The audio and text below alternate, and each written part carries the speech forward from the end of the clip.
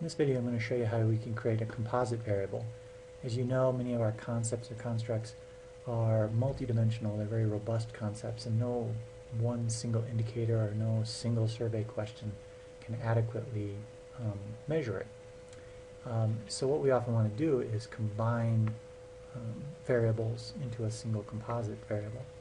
One of the other benefits of doing a composite is that while many individual survey questions might be ordinal in nature, limiting what we can do with them, once we create a composite variable out of ordinal variables, we end up with a variable that has interval type qualities to it, and that allows us to do many more things. But most importantly, it's really about trying to develop a measure that is as robust as the actual concept. So I'm going to use the Social Capital Community Benchmark Survey here. It's just a data set I'm familiar with. And the first thing I do is I just pull up the Variables Manager. And I'm interested in developing a concept of social trust, generalized social trust. I'm going to type in trust. And I see a lot of variables in here, whether most people can be trusted, how much you can trust people in your neighborhood, you work with, at church, where you shop, police in your community, even down to how often you trust the national government to do what is right. So what I'm going to do is hold down the Control key and select the ones I'm interested in. And allow your selections are going to be based in large part on how you define your concept and how you plan to operationalize that. And so you're trying to find indicators or measures that tap into those various dimensions. So you're going to have to rely on the existing literature, you're going to have to rely on theory and so on to guide your choices. Once I do that, I'm going to copy that var list. I'm going to close the Variables Manager. And I want to code book those particular variables. So then right-click and paste. And what I can see with the first variable, trust, is a 3-response category, and it's not in any particular order. You'd expect, given the name, that a higher value would be people can be trusted, but that's in fact the lowest value. The middle category, depends, is actually the 3rd category, and so on. So we're going to definitely want to reorder that particular variable. These others, trust in people in your neighborhood, again, given the name, you'd expect the highest value to be trust them a lot, and the lowest value be not trusting. But that's not the direction that they're currently ordered. And that's true of all these others. And these others actually use the same response category. You can see trust in religion, trust in police. And then this last one, it's a different response set, but it's still a 4-category response set. And again, you'd expect, given the name of it, that higher value would mean more trust. But in fact, that's not the case. That's the lower value. So first thing we're going to do is create new variables that are reverse-coded versions of these variables that we don't like the particular order of, and we want to reverse code them completely. Now we won't use trust at this point because we're going to have to do a more fine-tuning reordering of that one. But we can reverse code using the reverse command. That if you don't have that code, you can download it. And then we just tell it what variables we want to reverse code. And here work. And when that's done working, you'll see that it created new variables in your variable window that are simply the reverse. So if I do rev trnan, it's the same variable but completely flipped. And the nice thing about the reverse command is that it also flips the labels for you. Okay. Now we're going to go back to that trust variable. And so we're going to have to create a new variable that's reordered from this one. And you can't simply reverse it because it's a little more complicated than that. So what we're going to do is we're going to generate a new variable. I'm just going to shorthand gen. New trust equals missing. So it's a new variable, and every respondent gets a missing value to start. And then I'll replace new trust with a 1 if the old variable trust is, and this is where I want the lowest value to be the least trusting. So that would be number 2. You can't be too careful. And then replace new trust equals 2 if trust, this is the medium category, that depends, 3. And replace new trust equals 3 if trust equals 1. People can be trusted. Okay? And you'll notice if I code book my new variable, there it is, but I don't have a variable label or variable value labels. So I'm going to go to the Variable Manager and scroll down to get to my new variable. Got added to the end. First thing I'm going to do is give it a variable label. I'll call this a reordering of trust variable and apply that. And then I want to do value labels. I'm going to click on that manage. I'm going to create a value label system for this, and I usually just give it the same name as my variable. And one will be, can't be too careful. These are the same responses as the original variable. People can be trusted. Okay. Hit OK and close. So then we just have to select that one we created. And there it is, new trust, and apply it. Close your variables manager, and now when I do codebook new trust, you can see that it's a much more intuitive direction. People can be trusted is the highest and so on. Okay. So now you have to decide, I mean conceptually you may have originally thought that all of these 6 or 7 variables should go into your composite, but you also want to make an empirical assessment of that. And the first thing you can do is simply do a correlation of that. And I'm just going to type in core, and then I'm going to arrow over all of these new variables. New trust. Okay. And when you look at the correlation matrix, you see that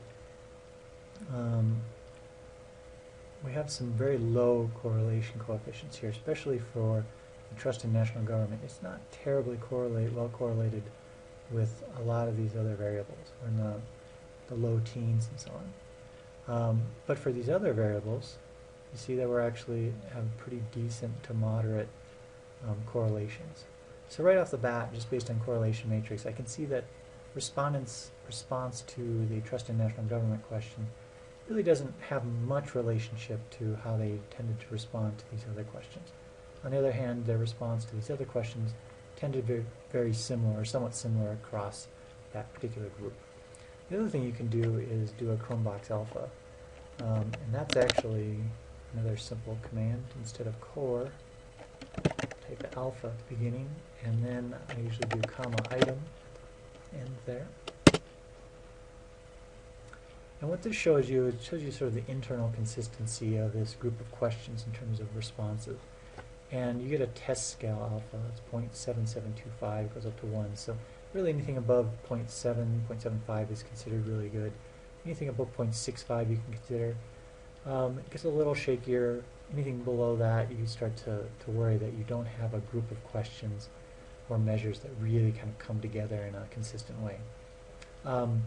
Now the individual alphas here, what these show you is this is what the test scale alpha would be if we were to remove that particular question from the group. So we can actually see that for most of these variables, the test scale alpha actually drops. From 0.77 drops if we were to get rid of any of those particular questions in the group. However, for the trust in national government, if we were to drop that question from the group, our overall alpha would increase. So we get greater consistency among the remaining variables, and that seems to correspond to what we saw with the correlation matrix. Okay. So what I would do is, again, if we can go ahead and remove that, and what I expect is after I remove that, we should get a test scale alpha of 0.7877. In fact, there it is. Okay. So unless I was really compelled conceptually and from a substantive standpoint to include the trust in national government, empirically it looks like I'm better off removing that from the group of questions that are going to go into the composite. So now we're going to create a composite of these. And one of the first things you have to check is, are all of my questions on the same scale?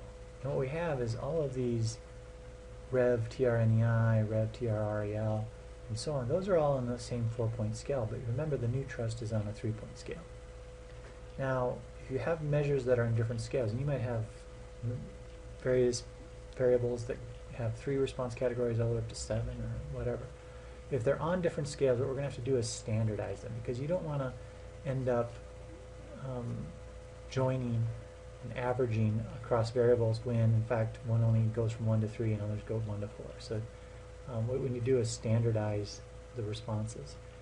If you don't have a problem with that, if I were only using variables that had the same response category, I could skip this this next step. But because we do, we're going to have to standardize. And the way we do that is just take the z-score.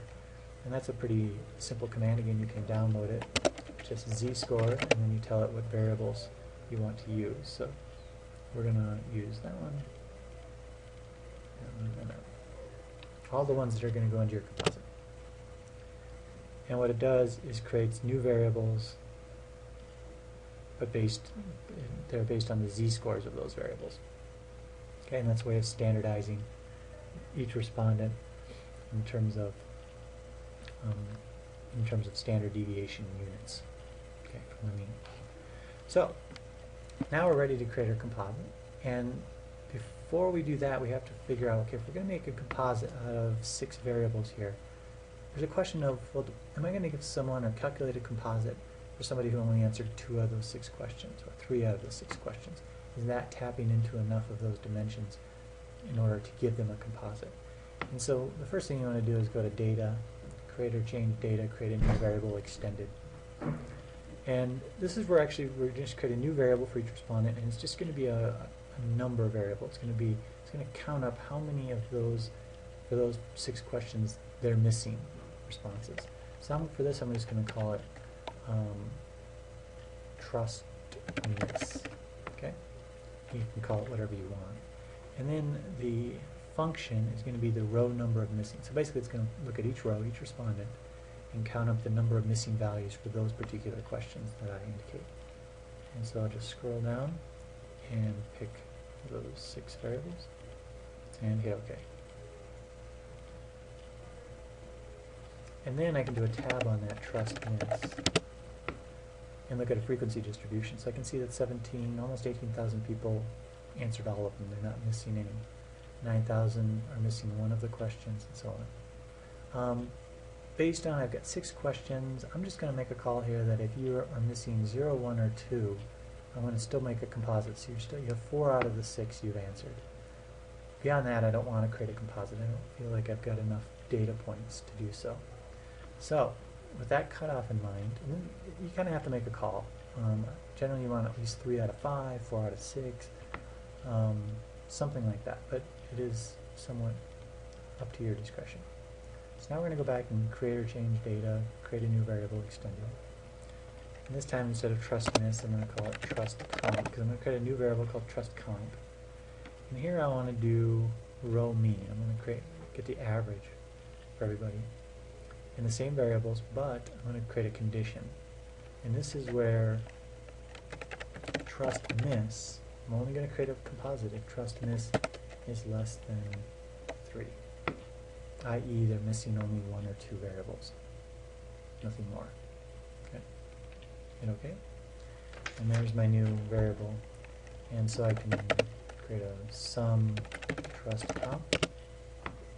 And you'll notice, because when you standardize, you get z-scores, you often get these range from negative 2.64 to 0.95. It's just due to the standardization process. So you lose some of the ease of interpretation, but you do gain a lot more in terms of getting a variable that is multidimensional, much more robust, and also quasi-interval in nature. And that's how you go about creating a composite variable.